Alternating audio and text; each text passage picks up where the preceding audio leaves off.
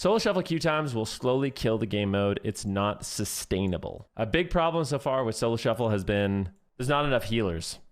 That's basically the problem in a nutshell. There is way more DPS than healers.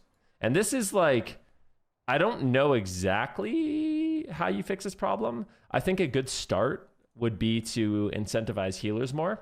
I've been playing a lot of healer, and it's really nice to get instant queues, but obviously healing can be very frustrating. It feels like a lot of responsibility is on your back. Like, it's easy to blame your team when they're not pressing their buttons, except blah, blah, blah, blah, blah.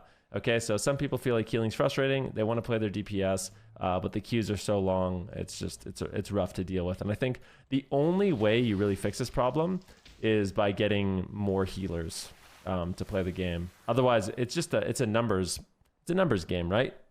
Like, if you have 10 DPS that want to play and only 2 healers, essentially what has to happen is those DPS need to wait for an entire lobby to finish before they get their chance to play. And sometimes even longer, depending on how many healers versus DPS are playing. I had the day off today, and from morning to now, I've managed to get into a grand total of 5 lobbies.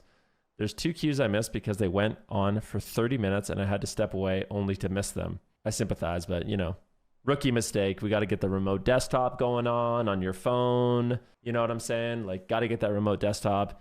Got to be prepared for the queue to pop, because when you least expect it to pop is when it will pop. There's no doubt about it. This is not sustainable IMO. Right now, we're in the honeymoon phase of solo shuffle and dragonflight, so people are hyping over the game mode and willing to sit it out with how long these queues are. Eventually, a month or two, when the hype dies down, this game mode will die off if Blizzard doesn't do something about it.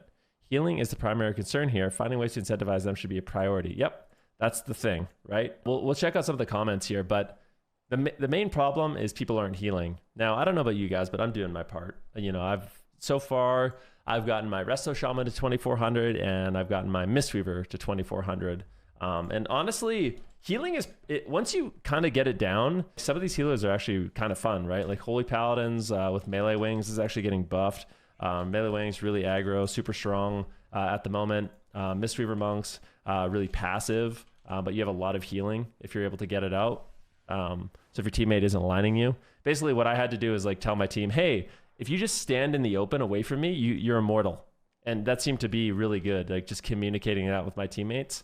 I think a big problem I've noticed as a healer is people don't know how all the healers work. You know what I mean?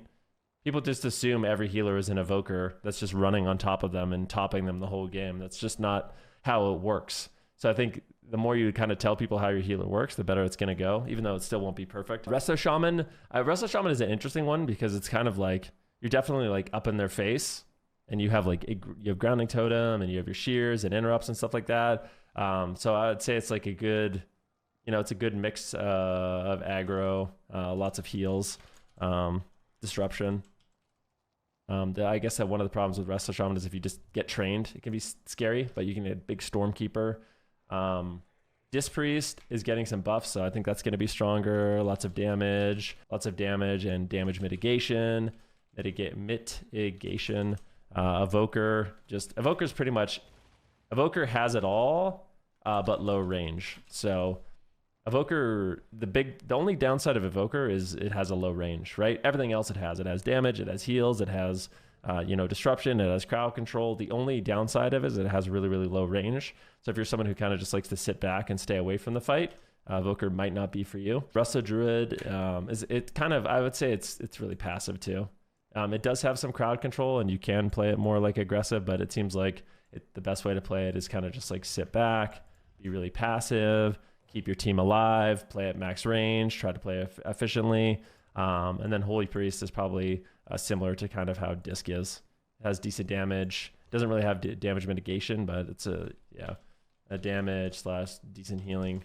I know Disc is getting some buffs. I know Holy Paladins is getting some buff. I actually think Holy Paladins at the moment are good. So if you guys are interested in healing, then I would definitely read into this or like check this out. Maybe pick up a healer. I know it can be frustrating, but the truth is the only way this problem gets solved is so there's more healers. It's either we as a community got to do it, or they got to somehow make the healers more, like make people want to play healers more, I don't know if that's with gold incentives or rewards, like maybe healers should get special mounts or special transmogs or something like that. I know people have also suggested like maybe there's a priority system. I actually don't like this, but people have suggested like maybe you make a priority system where you get like a token to fast pass the queue if you do healing. Like you heal a couple rounds and then you get a fast pass to go play your DPS faster. But I don't know if I necessarily like that. I think there's other approaches that they could take before that, to be honest. But yeah, I've actually enjoyed healing. The most fun thing about healing is I just get to play all day. I queue, I play, we're good to go. We're locked in, ready to go. So if you guys do want to check out healers, this is the list. I know so far I've pushed 2400 or Elite on Resto Shaman and Mistweaver. Mistweaver was a really, really good challenge, but it's just really crazy. I feel like what helped me when I healed is kind of understanding how my healers work, but also communicating that with my team. Like literally just like making macros like, hey, I'm a Mistweaver monk. I'm a Mistweaver monk. Try not to line me or play on top of me, and I can heal you for a lot. And I know it sounds ridiculous, but like making a little macro I just pressed and communicating that with my team actually helped me a lot. You know, it's the same thing with Resto Shaman. Like, I'm a Resto Shaman. I have Earthen Wall Totem. It's a shield I put on the ground, and if you stand in it, you won't die. Please promote me to leader, and I'll use raid warnings to tell you when, you know what I mean? Like, the DPS want to win too, right? The DPS want to win too. But I swear it's just that people don't know how the healers work. So that's a part of it. I'm not saying that's like a perfect solution, but in my own experience as a healer, that helped me. But yeah, let's look at some of the comments here. It's only going to get worse. Yeah, I wouldn't say it necessarily is going to get worse, to be honest with you. Maybe some DPS will give up, and then the ratio of healer to DPS is better. I rolled a healer, I got destroyed or couldn't heal behind a wall. I now only queue 2s or 3s. I hit 1600 as a holy priest in about an hour. Meanwhile, in solo shuffle, I barely hit 1400 and now down to 1300. If you want your healer to not pull his hair out, there's a really good weak aura you can get. So if you guys are a DPS and you want to like save a healer's life, you guys can search this weak aura, healer CC. So basically what this weak aura does is it shows when your healer's in crowd control. So like, yeah, it'll show a little logo in the middle of the screen. It'll say healer CC, and it'll show like a fear 5, 4, 3, 2, 1. It's like, oh, that's a fear. I can tremor that. Oh, wow, my healer's in a curse. I can decurse that. Or, wow, I can't do anything about the CC. I need to try to live. So yeah, this you can just, it's called CC on Healers Arena. You guys can just Google it. It's a very, very good weak aura, and your healer friends will thank you. They're actually doing the opposite, putting zero CR players into lobbies that have people against 1600, 1800, 2400. It's wild. Yeah, that's not great. I saw a screenshot actually. I saw a screenshot from Clack earlier. You guys know him, where he had a lobby. I explained it to him, but yeah, he had a lobby here where he was playing Resto Druid. He went up against a priest. He won 5 games and got 0 rating. And the reason is because his opponent, I wrote it to him, his opponent was significantly lower rated and assumedly much lower MMR. Basically, the game algorithm probably needed you to go 6-0 to get any rating gains. But that's not very fun, right? If you're a healer and you're winning 4 rounds, you're winning 5 rounds, you're winning 6 rounds, like, you should be getting something. So there is a problem with the system. I personally don't think you should ever be matched against an opponent. Like, literally, you should never be matched against an opponent where you don't gain rating after 4 wins. If you win your lobby, you win 4, you should always gain rating. And if you don't, then it's a problem with the system. You should never be in that game to begin with, in my opinion. I think it's very frustrating for healers, so I do think that that's something with the system that they need to fix 100%. And believe it or not, this is something that people may or not believe. The queues are actually worse at this rating. The queues are literally worse at this rating because I feel like there's less healers at this rating. Like maybe at the lower ratings, healing's even more frustrating because people don't know what they're doing. So there's actually less healers. So you actually will get faster queues at 2200, 2300, 2400. You'll get like 10-minute queues as opposed to this rating. Like if you're 1600, you have 45-minute queues, which is kind of crazy. Make healing fun and rewarding, and you'll see the queue times go to 0. Rewarding, I do agree. I think most of the healers are pretty fun, to be honest with you. Some of them are better than others, obviously. And with the new patch, I think some of them are going to get stronger. Holy Paladins are going to be really strong, I think. But yeah, Disc is getting some nice changes. Yeah, it's interesting. Stop healer queuing for good. It's 100% not fun dealing with ret, devoker one-shots, or any massive damage. Bye. I don't want to talk about rets. right? I don't want to talk about rets, but yeah, there are some one-shots in the game that can be difficult to heal. There's no doubt about that. Also, one more thing that I would suggest, if you guys do want to pick up healing, you guys do want to play healer, Mez has made weak auras that are very, very, very, very important. If you play healer and you're not running with those weak auras, you're trolling really, really bad.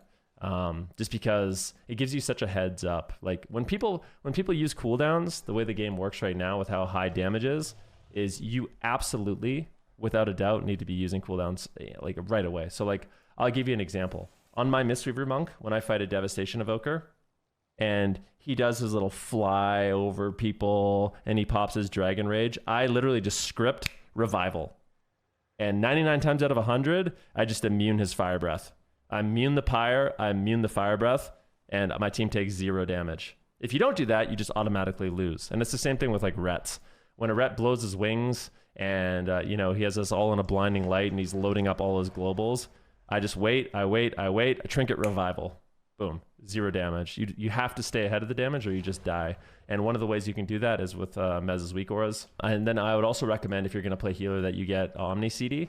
So it's an add-on that shows the cooldowns of your team, so you're not overlapping. It's really, really useful. Basically just shows the cooldowns next to the nameplates, and you can see like if your mage has ice block, and chances are he's not going to use it, just so you know. Yeah, that's one of the rules. That's one of the lessons that I've learned as a healer. One of the 3 golden rules is that your teammates are going to die early and they're going to die often, and chances are they're not going to use their cooldowns. So my kind of philosophy as a healer is I like to use my cooldowns first.